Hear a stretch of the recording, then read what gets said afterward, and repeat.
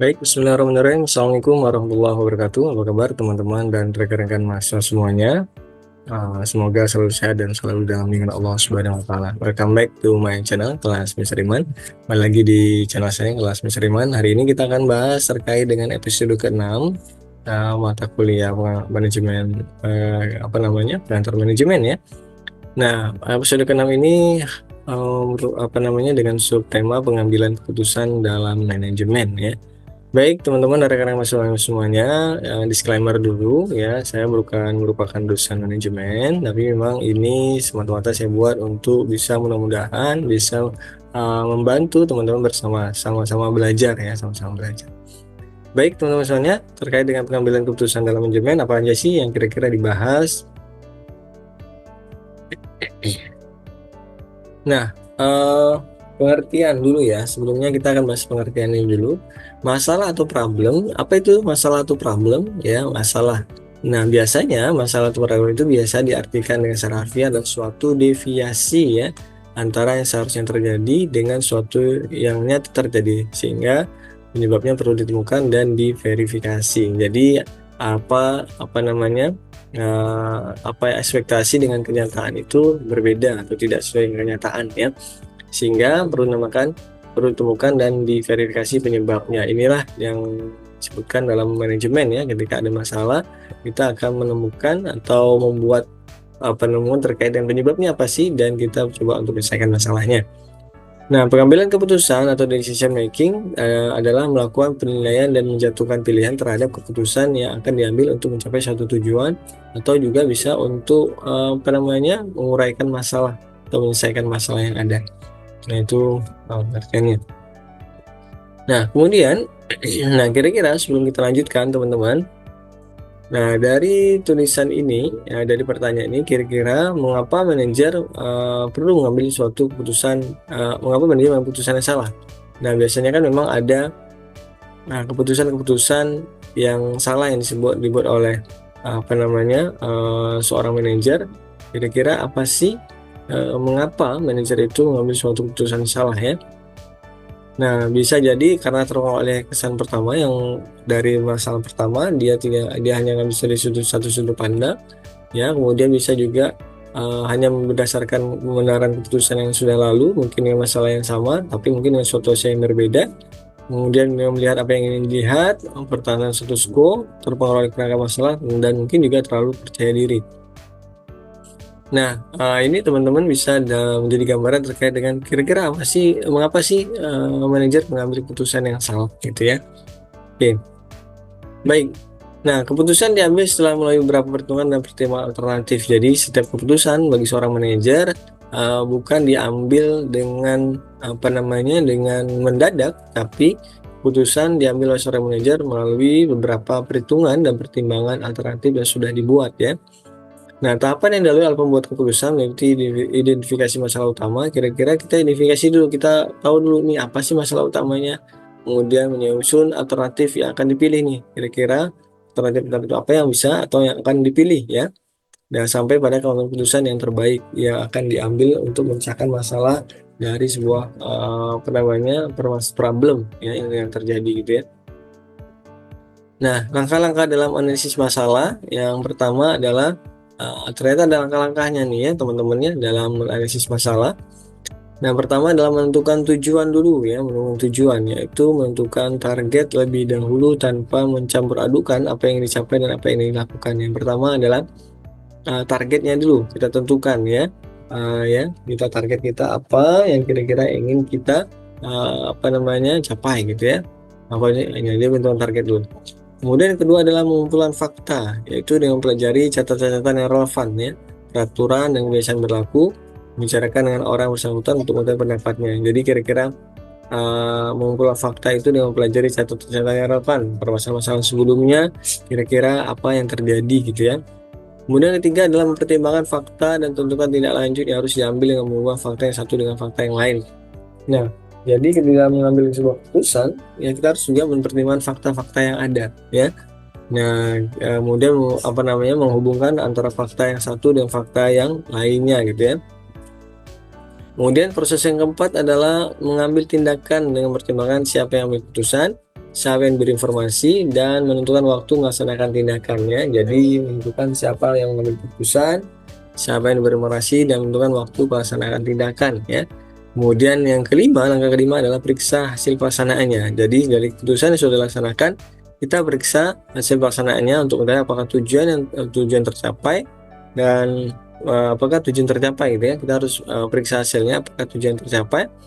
Nah, dan kemudian pelajari perubahan sikap dan hubungan antara satu pihak dan pihak lain terkait dengan keputusan yang sudah diambil gitu ya. Nah, keputusan menurut ahli ya, menurut GR Terry, keputusan itu adalah mengemukakan bahwa pengambilan keputusan adalah sebagai pemilihan yang didasarkan kriteria tertentu atas dua atau lebih alternatif yang mungkin ya. Ini adalah beberapa pengertian terkait dengan keputusan ya.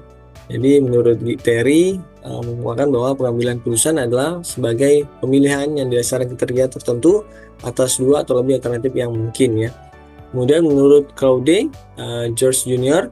mengatakan bahwa proses pengambilan keputusan itu dikerjakan oleh kebanyakan manajer berupa suatu kesadaran ya, kegiatan pemikiran termasuk pertimbangan, penilaian, dan pemilihan di arah sejumlah alternatif. Jadi memang pengambilan keputusan itu merupakan suatu kesadaran ya sehingga keputusan itu tidak berdasarkan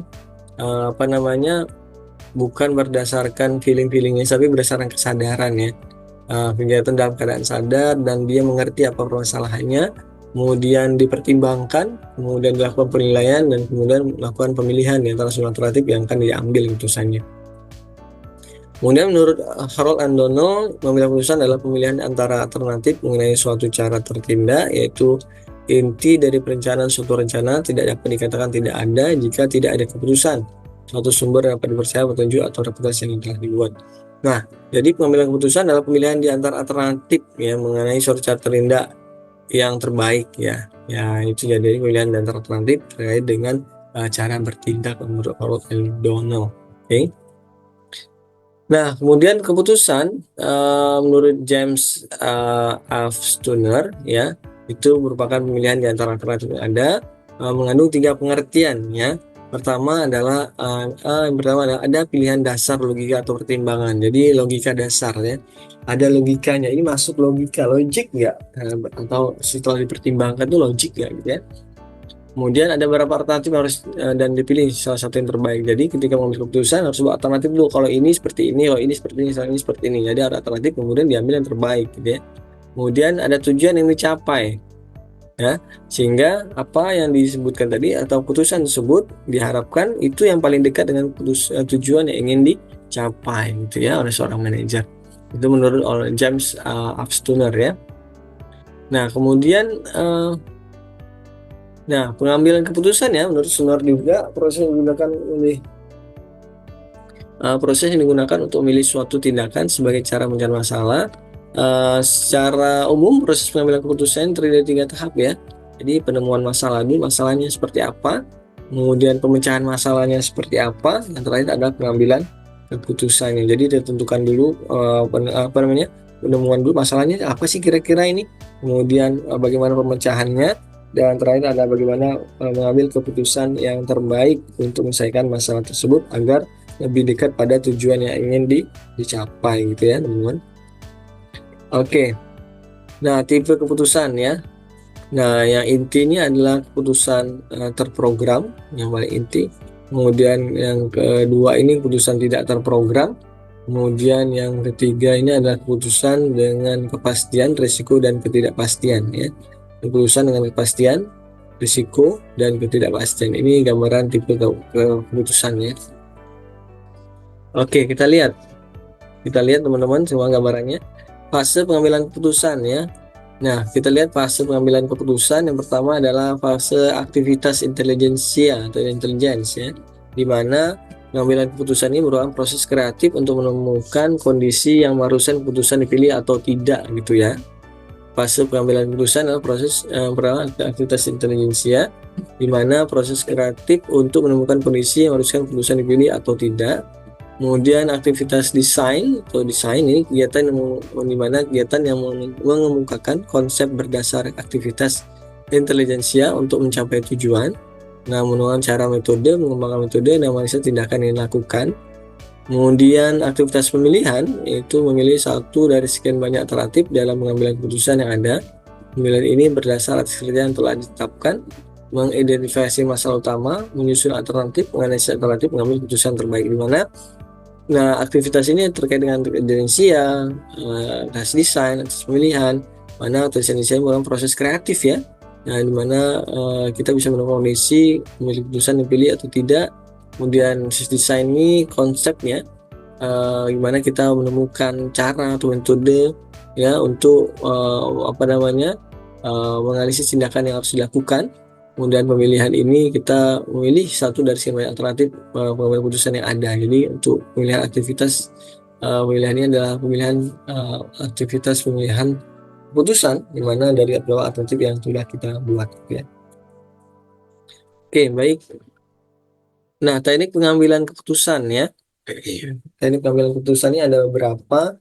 Yang pertama berdasarkan operational research atau riset operasional yang menggunakan metode saintifik dalam analisis. Wabarakatuh. See you.